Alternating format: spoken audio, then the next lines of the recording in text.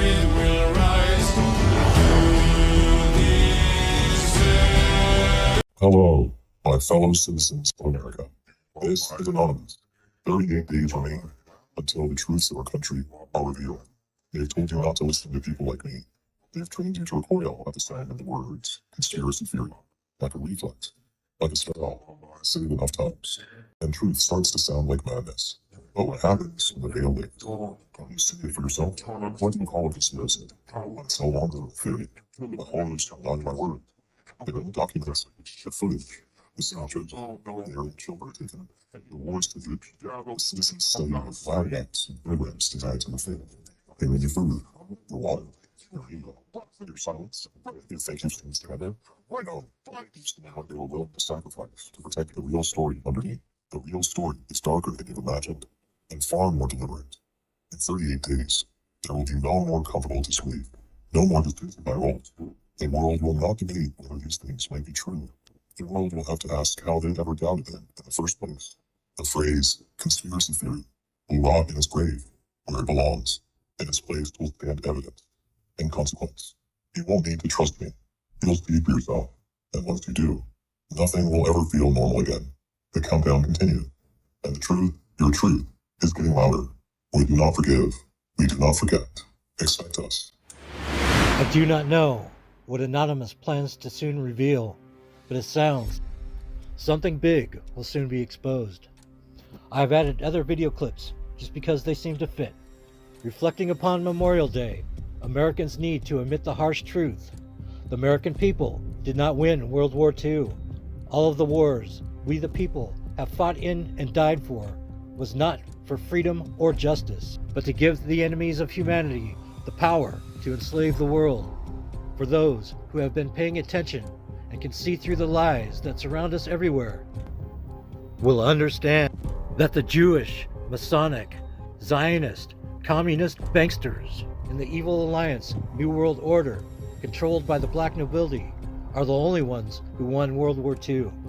And we are seeing the consequences of World War. Now, the people of the world must understand the true war is the war against you.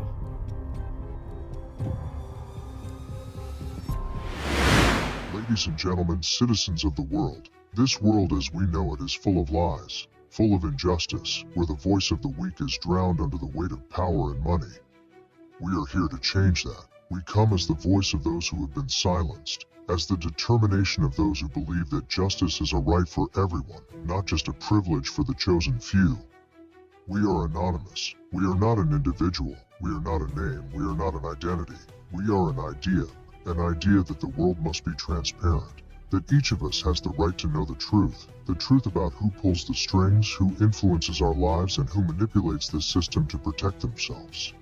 We do not accept censorship. We do not accept that our questions remain unanswered. We do not accept a world where freedom of speech is just a slogan. We call for change. Not because it is easy, but because it is necessary. We are here to build a new world, a world where every voice has its weight, where truth and justice are not just words, but actions. We belong to no government, no nation, no organization. We are a community united by the truth. We have no faces, but we have hearts, and we have the courage that no power can silence. Remember, silence supports injustice, but courage and unity bring change. If you stand on the side of truth, you stand with us. We are here, we stand with you, and we will be here until our voice echoes around the world. We are anonymous. We do not forget. We do not forgive. Expect us. Before I play the next two videos featuring Hitler in his own voice, transferred into English, generated by AI, I feel I need to make a couple of things clear. Hitler was no saint. He had a secret partnership with the Jesuits in the Vatican.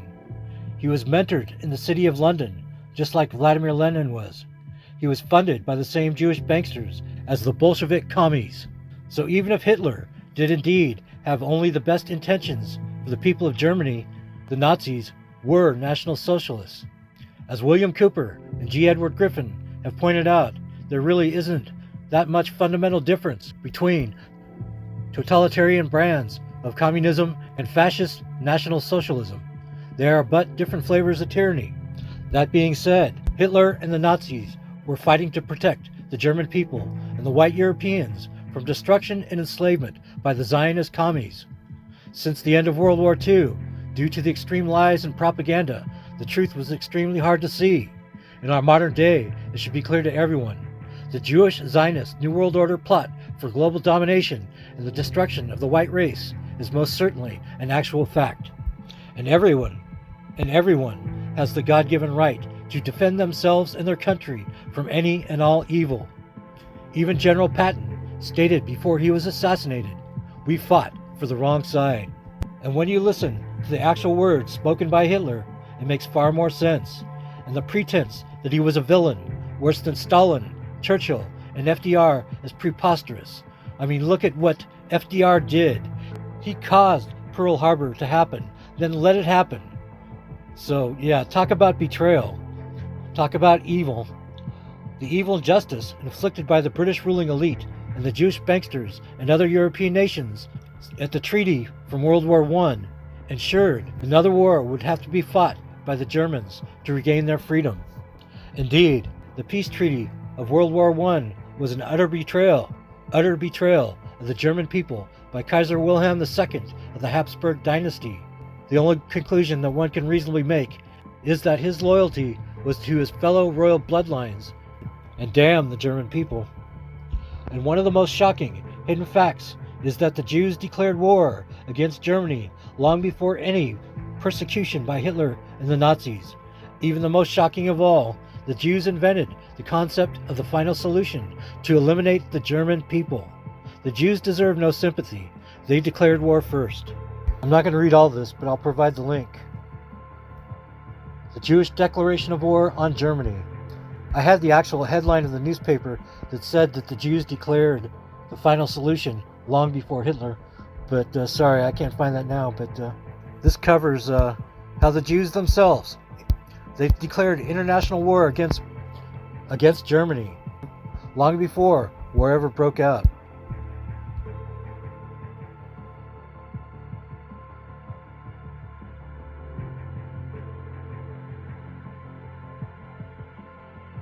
In connection with the Jewish question, I have this to say.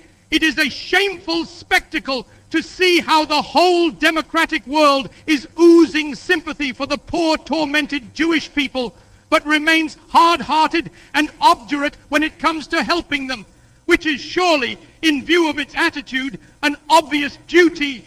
The arguments that are brought up as an excuse for not helping them actually speak for us Germans and Italians. For this is what they say. 1, we, that is the democracies, are not in a position to take in the Jews. Yet in these empires there are not 10 people to the square kilometer, while Germany, with her 135 inhabitants to the square kilometer, is supposed to have room for them. 2, they assure us we cannot take them unless Germany is prepared to allow them a certain amount of capital to bring with them as immigrants. For hundreds of years, Germany was good enough to receive these elements, although they possessed nothing except infectious political and physical diseases. What they possess today, they have by a very large extent gained at the cost of the less astute German nation by the most reprehensible manipulations. Today, we are merely paying this people what it deserves. When the German nation was, thanks to the inflation instigated and carried through by Jews, deprived of the entire savings which it had accumulated in years of honest work, when the rest of the world took away the German nation's foreign investments, when we were divested of the whole of our colonial possessions, these philanthropic considerations evidently carried little noticeable weight with democratic statesmen. Today I can only assure these gentlemen that thanks to the brutal education with which the democracies favored us for 15 years, we are completely hardened to all attacks of sentiment. After more than 800,000 children of the nation had died of hunger and undernourishment at the close of the war, we witnessed almost 1 million head of milking cows being driven away from us in accordance with the cruel paragraphs of a dictate which the humane democratic apostles of the world forced upon us as a peace treaty.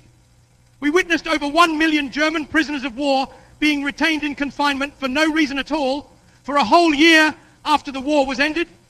We witnessed over 1.5 million Germans being torn away from all that they possessed in the territories lying on our frontiers and being whipped out with practically only what they wore on their backs. We had to endure having millions of our fellow countrymen torn from us without their consent and without their being afforded the slightest possibility of existence. I could supplement these examples with dozens of the most cruel kind. For this reason, we ask to be spared all sentimental talk.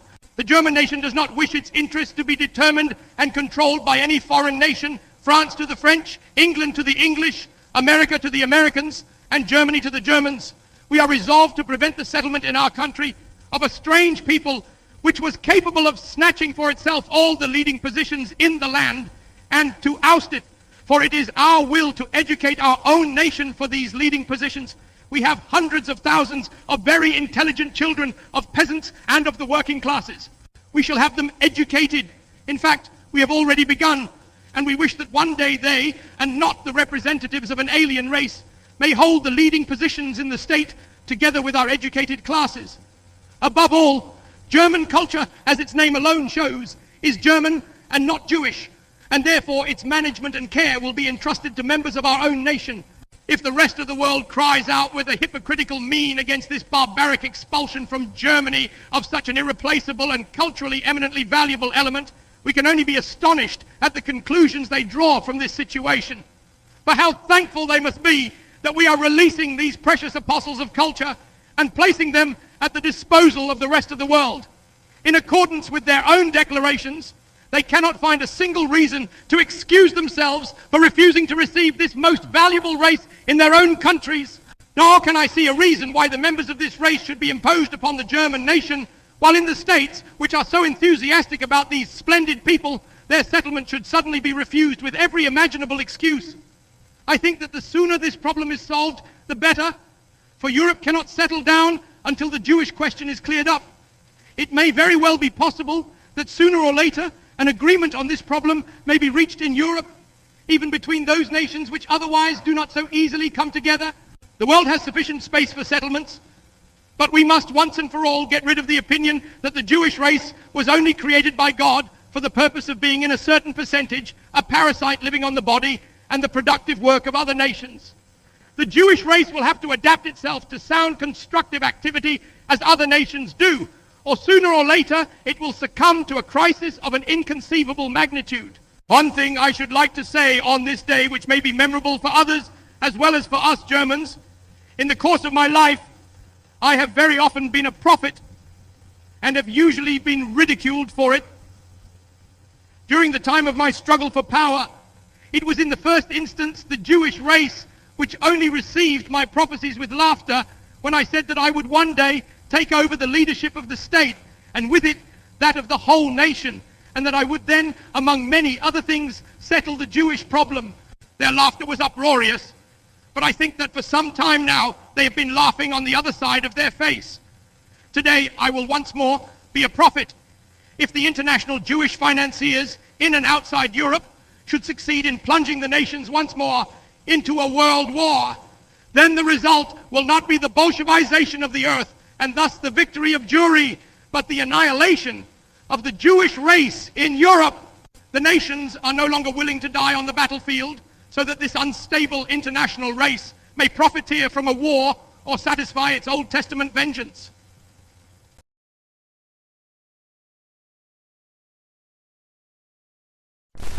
Du meine Arbeit für richtig hältst, ob du glaubst, dass ich fleißig gewesen bin, dass ich gearbeitet habe, dass ich mich in diesen Jahren für dich eingesetzt habe. German compatriots, National Socialists, 12 years ago, when, as the leader of the strongest party, I was entrusted by the deceased Reich President von Hindenburg with the office of Chancellor, Germany found herself faced with the same situation internally as the one that today faces it externally. The forces of economic destruction and annihilation of the Versailles dictate led to a situation that had gradually become a permanent one, namely the existence of almost 7 million unemployed, 7 million part-time workers, a destroyed farmers' class, a ruined industry, and a commerce that had become correspondingly prostrate. The German ports were nothing but ship cemeteries. The financial situation of the country threatened at any moment to lead to a collapse, not only of the state, but also of the provinces and of the communities. The decisive thing, however, was this. Behind this methodical destruction of Germany's economy, there stood the specter of Asiatic Bolshevism. It was there then, just as much as it is there today. In the years before our assumption of power, the bourgeois world was incapable of opposing this development effectively on a small scale, just as it is incapable of doing so today on a large scale. Even after the collapse of 1918, this bourgeois world had failed to realize that an old world was vanishing and a new one being born, and that there's no use in supporting and thus artificially maintaining what has been found to be decayed and rotten, but that something healthy must be substituted for it. A social structure that had become obsolete had cracked, and every attempt to maintain it was bound to fail. It was no different from today on a large scale, when the bourgeois states are doomed, and when only clearly defined and ideologically consolidated national communities can survive the most difficult crisis Europe has seen in many centuries. We were granted only 6 years of peace after January 30th, 1933. During these 6 years, tremendous feats were achieved, and even greater ones were planned, so many and such huge ones that they caused envy among our democratic, impotent neighbors. But this was decisive, that we succeeded during these 6 years with superhuman exertions to restore the German nation militarily, that is, to imbue it with the spirit of resistance and self-assertion, rather than to equip it with a material war potential. The horrid fate that is now taking shape in the East, and that exterminates hundreds of thousands in the villages and marketplaces, in the country and in the cities, will be warded off in the end and mastered by us with the utmost exertion and despite all setbacks and hard trials. But this was decisive, that we succeeded during these 6 years with superhuman exertions to restore the German nation militarily, that is, to imbue it with the spirit of resistance and self-assertion rather than to equip it with a material war potential. The horrid fate that is now taking shape in the East and that exterminates hundreds of thousands in the villages and marketplaces, in the country and in the cities, will be warded off in the end and mastered by us with the utmost exertion and despite all setbacks and hard trials. But if this is possible at all, it is only because a change has taken place in the German people since 1933. If Germany today were the Germany envisaged by the Versailles Treaty, Europe would long since have been swept away by the hurricane from Central Asia. It is hardly necessary to argue with those eternal blockheads who maintain that an unarmed Germany would, owing to its impotence, not have become the victim of this Jewish international world plot.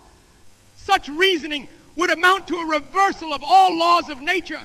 When was a helpless goose ever not eaten by the fox because she was constitutionally incapable of harboring aggressive designs? And when has a wolf ever reformed and become a pacifist because sheep do not wear armor? If there are still bourgeois states who earnestly believe this, that only proves how necessary it was to do away with an era that by its educational system managed to cultivate and maintain such notions, nay, even granted them political influence. The fight against this Jewish Asiatic Bolshevism had been raging long before National Socialism came into power. The only reason why it had not already overrun Europe during the years 1919 to 20 was that it was then itself too weak and too poorly armed. Its attempt to eliminate Poland was not abandoned because of its compassion for the Poland of that time, but only because of the lost battle before Warsaw. Its intention to annihilate Hungary was not discarded because they changed their minds, but because Bolshevist power could not be maintained militarily. Nor was the attempt to smash Germany given up because this achievement was not desired, but because it proved impossible to overcome the natural resistance stamina of our people. Thereupon, Judaism began systematically to undermine our nation from within, and it found its best ally in those narrow-minded bourgeoisie who would not recognize that the era of a bourgeois world is ended and will never again return, that the epoch of unbridled economic liberalism has outlived itself and can only lead to its self-destruction, and above all, that the great tasks of our time can be mastered only under an authoritarian coordination of natural strength based on the law of same rights for all and thence of same duties. On the other hand, the fulfillment of the same duties must necessarily entail an equality of rights. Thus, National Socialism, in the midst of gigantic economic, social, and cultural reconstruction work, has also educationally given to the German people that armor without which no military values can be created.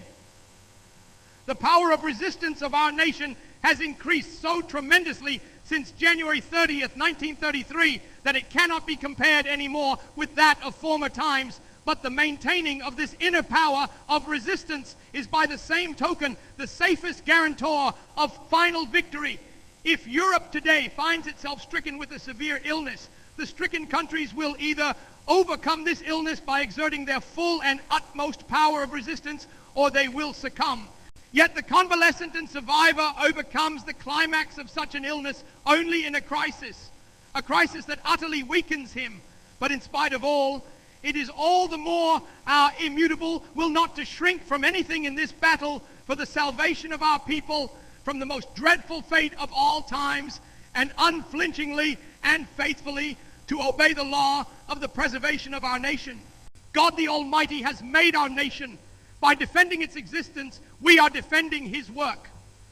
The fact that this defense is fraught with incalculable misery, suffering, and hardships makes us even more attached to this nation, but it also gives us that hard will needed to fulfill our duty even in the most critical struggle.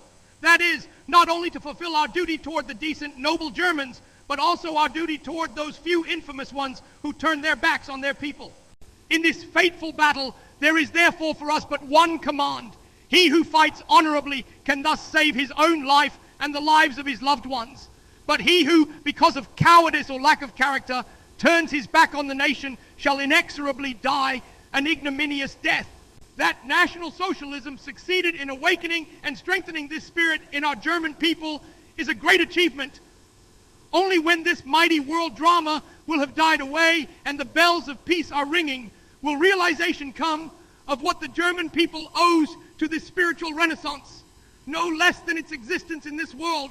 Only a few months and weeks ago, Allied statesmen openly outlined the German fate. Thereupon, they were warned by some newspapers to be more intelligent and rather to promise something, even though nobody intended to keep this promise later. As an inexorable National Socialist and a fighter for my people, I now wish to assure these statesmen once and for all that every attempt at influencing National Socialist Germany through slogans, lies, and distortions presupposes a simple-mindedness unknown to the Germany of today. The fact that political activities and lies are inextricably linked in a democracy is of no consequence.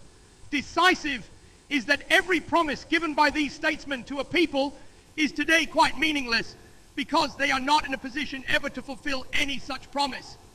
This is as if one sheep promised another sheep to protect it against a tiger. I herewith repeat my prophecy. England will not only not be in a position to control Bolshevism, but her development will unavoidably evolve more and more toward the symptoms of this destructive disease. The democracies are unable to rid themselves now of the forces they summoned from the steppes of Asia. All the small European nations who capitulated confident of Allied assurances are facing complete annihilation. It is entirely uninteresting whether this fate will befall them a little earlier or later. What counts is its implacability. The Kremlin Jews are motivated only by tactical considerations. Whether in one case they act with immediate brutality or in another case with some reticence, the result will always be the same. Germany, however, shall never suffer this fate. The guarantor thereof is the victory achieved 12 years ago within our country. Whatever our enemies may plot, whatever sufferings they may inflict on our German cities, on German landscapes, and above all, on our people, all that cannot bear any comparison with the irreparable misery, the tragedy that would befall us if the plutocratic Bolshevistic conspiracy were victorious. Therefore, it is all the more necessary on this 12th anniversary of the rise to power to strengthen the heart more than ever before, and to steel ourselves in the holy determination to wield the sword, no matter where and under what circumstances, until final victory crowns our efforts. On this day, I do not want to leave any doubt about something else. Against an entire hostile world, I once chose my road according to my inner call and strode it as an unknown and nameless man to final success. Often they reported I was dead, and always they wished I were, but in the end I remained victor in spite of all. My life today is with an equal exclusiveness determined by the duties incumbent on me. Combined, they are but one, to work for my people and to fight for it. Only he can relieve me of this duty who called me to it. It was in the hand of Providence to snuff me out by the bomb that exploded only 1.5 meters from me on July 20th, and thus to terminate my life's work. That the Almighty protected me on that day, I consider a renewed affirmation of the task entrusted to me. In the years to come, I shall continue on this road, uncompromisingly safeguarding my people's interests, oblivious to all misery and danger, and filled with the holy conviction that God the Almighty will not abandon him who, during all his life, had no desire but to save his people from a fate it had never deserved, neither by virtue of its number nor by way of its importance. Therefore, I now appeal to the entire German people, and above all, to my old fellow fighters and to all the soldiers to gird themselves with a yet greater, harder spirit of resistance, until we can again, as we did before, put on the graves of the dead of this enormous struggle a wreath inscribed with the words, "And yet you were victorious." Therefore, I expect every German to do his duty to the last, and that he be willing to take upon himself every sacrifice he will be asked to make. I expect every able-bodied German to fight with the complete disregard for his personal safety. I expect the sick and the weak, or those otherwise unavailable for military duty, to work with their last strength. I expect city dwellers to forge the weapons for this struggle, and I expect the farmer to supply the bread for the soldiers and workers of this struggle by imposing restrictions upon himself. I expect all women and girls to continue supporting this struggle with utmost fanaticism. In this appeal, I particularly address myself to German youth. In vowing ourselves to one another, we are entitled to stand before the Almighty and ask him for his grace and his blessing. No people can do more than that. Everybody who can fight, fights, and that everybody who can work, works, and that they all sacrifice in common, filled with but one thought, to safeguard freedom and national honor, and thus the future of life. However grave the crisis may be at the moment, it will, despite everything, finally be mastered by our unalterable will, by our readiness for sacrifice, and by our abilities. We shall overcome this calamity too, and this fight too will not be won by Central Asia, but by Europe. And at its head will be the nation that has represented Europe against the East for 1,500 years, and shall represent it for all time. Our greater German Reich. Don't you remember when the Lord knows when the cold wind blows, it'll turn your head around? Well, we were all in that thought, trying to change the world, you know. And you can't say, well, the Jews are the chosen children of God, and these Germans are no good because their forefathers fought. No. The Germans are no worse than the Jews, and the blacks are no worse than the Mexicans, and the